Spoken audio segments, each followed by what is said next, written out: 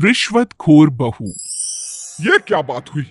तुझे पता भी है तो क्या बोल रही है बहू? एकदम सही बोल रही हूँ। अगर आपको मुझसे अपनी इन ऐंठन भरे घुटनों की मालिश करानी है तो मुझे वो देना पड़ेगा जो मैं मांग रही हूँ। एक हाथ दो और दूसरे हाथ लो। सिंपल। बहू हूं, इसका मतलब ये नहीं कि नौकरानियों की तरह काम करूं। ये है अमृता और उसकी सास रेखा।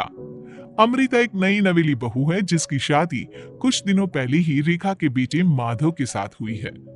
वैसे तो अमृता दिल की बहुत अच्छी है, लेकिन वो कहते हैं ना कि खून का रंग तो दिखता ही है।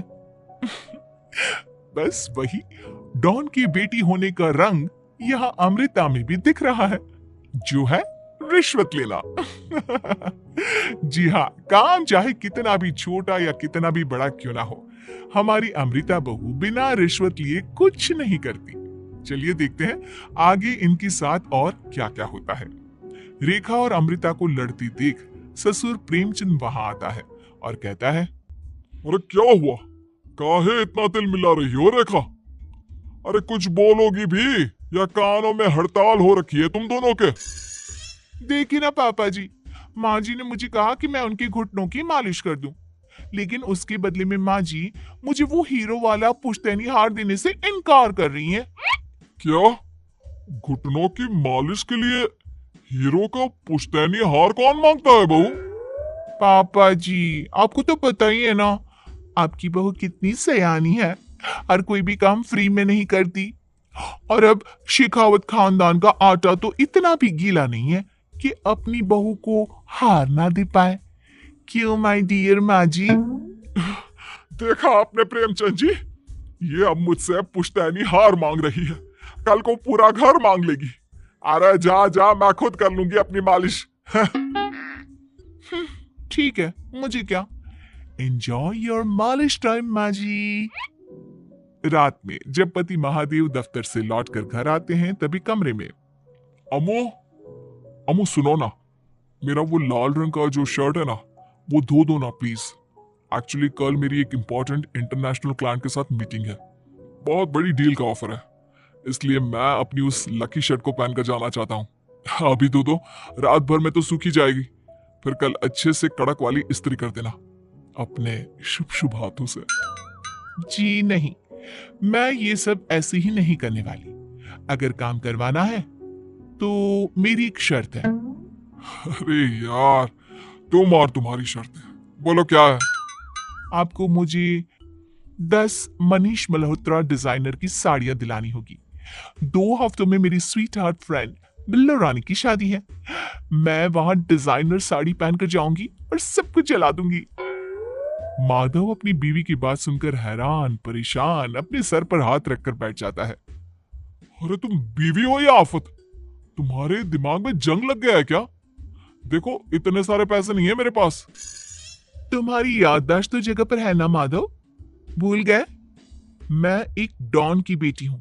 अगर तुमने मेरे कहे मुताबिक काम नहीं किया तो तुम्हारे लाल शर्ट को दूर ही रखो, मेरे पापा तुम्हें ही लाल कर डालेंगे। ठीक है ठीक है, चलो अब ज्यादा मत डराओ, तुम्हें जो चाहेगा मिल जाएगा। अब ये डर और रिश्वत का सिलसिला यूं ही चलता रहता है और इसी तरह समय बीतता रहता है।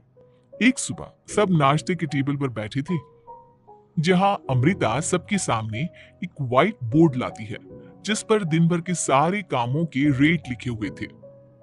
अब ये क्या है? टीचर नहीं बनने का इरादा है क्या तेरा? अगर हाँ तो अफसोस, बेचारे बच्चे, उनका भविष्य तो अंधेरे में है। आप लोग बेकार की बातें बंद कीजिए और आंखें खोलकर ठीक से पढ़िए क्या लिखा है। ये आज के सारे कामों के रेट्स हैं। आलू पराठे, चाय, दाल, रोटी, चावल, सब्जी, हलवा, मिठाई, रसोई की सफाई, वॉशिंग मशीन में कपड़े धोना, ओखल में मसाले कूटना और माँ जी और पापा जी की अलमारी की सफाई करना। इन सब कामों की कुल मिला के जो रकम बनती है वो है ये 10,000 रुपए, और माँ जी की लेटेस्ट लाए हुए सोने के झुमके भी। मृता, तुम इंसान हो या हैवान? जरा तो दया करो हम पर। हे राम जी, उठा लो, अब ना देखा जाता ये सब। सच में पता नहीं कौन सा दिन था वो जब ये हमारे घर आई। महादेव, तेरे प्यार ने तो हमारा जीना दुश्वार कर दिया बेटा। दुनिया में बहुत रिश्वतखोर लोग देखे, लेकिन ऐसी रिश्वतखोर बहू पहली बार देख रहा हूँ जो अपने ही परिवार को लूटने में लगी है। बहू, तुझे पता है ना कि ऐसे रिश्वत मांगना गुनाह है। पापा जी, मैं कोई गुनाह नहीं कर रही हूँ। रिश्वत लेना बाहर की दुनिया में गुनाह है। मैं तो बस अपना हक मांगती हूँ। मेरी रिश्वत रिश्वत नहीं, मेरा शगुन है, नेक है। और वैसे भी मैं एक बहू हूँ, इसका मतलब ये नहीं कि मैं सब काम पूरी जिंदगी फ्री में करूँ, आपके चरणों को धोते बैठूं और 24 घंटे आपकी नॉन स्टॉप सेवा करती बैठूं। चलिए छोड़िए, नाश्ता और खाना चाहिए तो बोल दो जल्दी से, वरना मैं चली थिएटर। आज मेरे फेवरेट सलमान की पिक्चर रिलीज हुई है। इतना कहकर अमृता वहां से चली जाती है। इस बेवकूफ का जल्दी कुछ करना पड़ेगा। कुछ दिनों बाद घर में पूजा रखी थी और पूजा में 11 पंडितों का खाना बनाने के लिए कहा जाता है, वो भी नई बहू के हाथों से। देखो अमृता बहू, आज घर में पूजा है, 11 पंडितों को खाना खिलाना है। 56 भोग बना पाओगी? उन्होंने कहा है कि नई बहू के हाथों का खाना ही होना चाहिए, नहीं तो मैं रेखा को ही बोल देता हूँ। ओ कम ऑन पापा जी, खाना तो मैंने फ्री फंड में अपने घर में भी कभी ना बनाया। तो अब आपको क्या लगा कि पूजा का नाम लेकर आप मुझे अपनी झांसी में फंसा लोगी? अरे कल मुही, बस अब बस, पहले सुन भी ले क्या कह रहे हैं हम। तुम्हें जितने पैसे चाहिए, जितने तोहफे चाहिए, सब ले लेना, बस पूजा पाठ में कोई बाधा नहीं आनी चाहिए। ओहो, ये हुई ना समझदारी वाली बात। ठीक है, अब आप लोग निश्चिंत रहिए, मैं ऐसा खाना बनाऊंगी कि उन 11 पंडितों की 11 पुश्तें भी मेरे खाने के स्वाद को याद रखेंगी। अमृता पंडितों के लिए खाना पकाती है और पूजा संपन्न होने के बाद उन्हें केले के पत्तों पर खाना परोसती भी है, जिस पर खाने का पहला निवाला खाते ही वो क्या भोजन है। हम इतनी जगहों पर जाते हैं, लेकिन इतना अच्छा स्वाद तो काफी मुश्किल से चखने मिलता है। रेखा जी, प्रेमचंद भाई साहब, आप लोग सच में भाग्यवान हो कि आपको इतनी सर्वगुण संपन्न बहू मिली है, जिसके हाथों में साक्षात माँ अन्नपूर्णा विराजती है। सर्वगुण संपन्न, सबको संपन्न कर देगी यह खूंखार औरत। कुंडली मार कर बैठ गई है मेरे बेचारे बेटे के जीवन में। एक मिनट, अरे ये बात मेरे इस बूढ़े दिमाग में पहले कैसे नहीं आई। इस अमृता की बच्ची को मैं अपने घर से बाहर कैसे निकालूं, इसका उपाय तो पंडित जी के पास जरूर रहेगा। रेखा अगले दिन पंडित जी के पास जाकर उन्हें अमृता के बारे में सब कुछ बता देती है, जिसे सुन पंडित जी भी परेशान हो जाते हैं। अरे अरे अरे अरे, ऐसी बहू तो 7 जन्मों में भी किसी को नसीब ना हो भगवान। देखिए रेखा जी, आपकी रिश्वतखोर बहू और आपके बेटे की कुंडलियों को जोड़कर देखा है मैंने, लेकिन इसमें तो यही बता रहे हैं कि ये आपके जीवन से कभी नहीं जाने वाली। इसलिए उसे सुधारने के लिए जल्दी आप लोगों को ही कुछ करना होगा, नहीं तो एक दिन वो आप लोगों को कंगाल करके ही दम लेगी। नहीं नहीं, ऐसा हरगिज नहीं होगा। मैं कुछ करूंगी, हाथ पे हाथ धरे नहीं बैठूंगी मैं। वहीं घर पर अमृता को ये पता चल जाता है कि उसकी सास रेखा पंडित जी के पास उसकी और महादेव की कुंडलियां लेकर गई थी, और इस पर जब रेखा घर लौटती है तब वाह माँ जी वाह, बहुत ही ज्यादा सयानी निकली आप तो। लेकिन मैं आपको एक बात बताना चाहती हूँ कि मेरी और महादेव की कुंडलियां जोड़कर पूजा पाठ और हवन करके भी कुछ नहीं मिलेगा, क्योंकि मैं ऐसी बला हूं जो आप सबकी जिंदगियों से अब कभी नहीं टलने वाली, फिर चाहे आप कितने भी टोटके हवन या उपाय कर ले।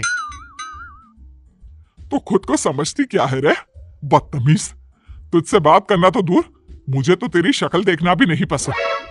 अब सास बहू के बीच एक अनकहा सा युद्ध छिड़ जाता है। दिन बीतने लगते हैं, लेकिन एक दिन अचानक रेखा की तबीयत हद से ज्यादा खराब हो जाती है और उसे सांस लेने में भी काफी दिक्कत और परेशानी महसूस होती है। जब उसे डॉक्टर के पास ले जाया जाता है तब डॉक्टर चेकअप करके कहते हैं, देखिए, मैंने सारे टेस्ट करके देख लिए हैं और रिपोर्ट्स को क्रॉस चेक करके ये पता चला है कि रेखा जी को गंभीर दिल की बीमारी है। उनके फेफड़ों में भी काफी सूजन आ गई है।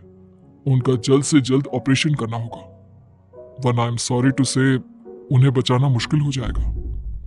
ये खबर सुनकर प्रेमचंद और माधव दोनों हक्का बक्का रह जाते हैं।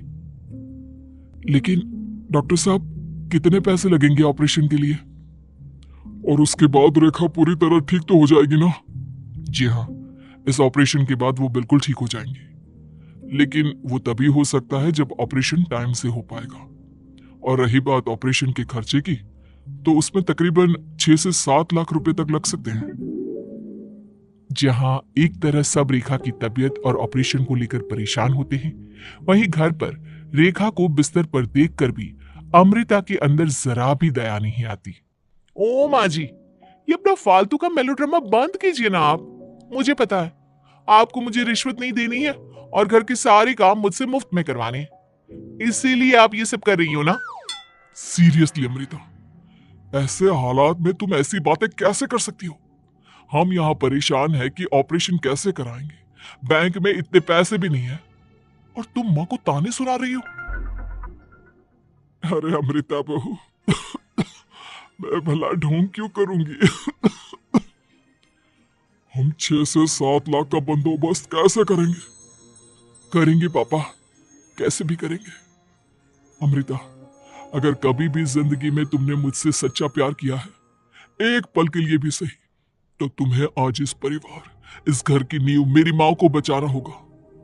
हमने अपना सब कुछ तुम्हें दे दिया है, अब तुम्हारी बारी है अपने किए का हिसाब चुकाने की। मुझे पता है तुम्हारे अंदर भी दिल है। अमृता बिना कुछ कहे वहां से चली जाती है और अपने कमरे में जाकर वो अलमारी में से अपनी माँ की तस्वीर को निकालकर अपने सीने से लगाती है और भावुक हो जाती है। माँ, आपके जाने के बाद पापा ने ही मेरा ख्याल रखा, लेकिन उनकी वजह से ही मुझ में काफी बुरी आदतें भी आ गई। शायद मुझे इतना बुरा आपकी गैर मौजूदगी ने ही बनाया। मैंने कभी आपकी लोरी नहीं सुनी, आपकी गोद में नहीं सोई, आपके हाथों से अपने बालों की चंपी नहीं करवाई, क्योंकि वक्त से पहले ही आप मुझे यहाँ छोड़कर चली गई। लेकिन अब मैंने जितना भी इस घर से लिया है, उतना सूद समेत चुकाने की बारी आ गई है। अब मैं अपने रहते अपने प्यार को भी उसी दर्द से नहीं गुजरने दे सकती जो मैंने आपके नहीं होने से सहा है। अमृता तुरंत ही अपने सारे पैसे और गहने माधव को लौटा देती है और रेखा का ऑपरेशन किया जाता है। रेखा ठीक हो जाती है और जब घर आती है तब अमृता दरवाजे पर आरती की थाली लिए खड़ी होती है। वेलकम होम माँ जी, आई मिस्ड यू। पता है कितने दिनों से किसी के भी साथ लड़ाई नहीं की थी मैंने, और ना ही किसी से रिश्वत मिली मुझे। क्या? हमें तो लगा था कि तेरी अकल ठिकाने आ गई है, लेकिन तू तो अभी भी जैसी की तैसी ही है। माँ जी, पूरी बात तो सुनिए। हाँ, ये सच है कि मैं रिश्वत लिए बिना नहीं रह सकती लेकिन अब ना मेरी रिश्वत बदल गई है। अब मुझे हर काम के बदले छप्पी, अपनापन, प्यार और अपनी इस माँ का दुलार चाहिए ये सब तो हम तुझे भर भर के दे सकते हैं बेटा। पूरा घर एक साथ अमृता को जोर की छप्पी देता है और सब हंसते मुस्कुराते घर के अंदर चले जाते हैं।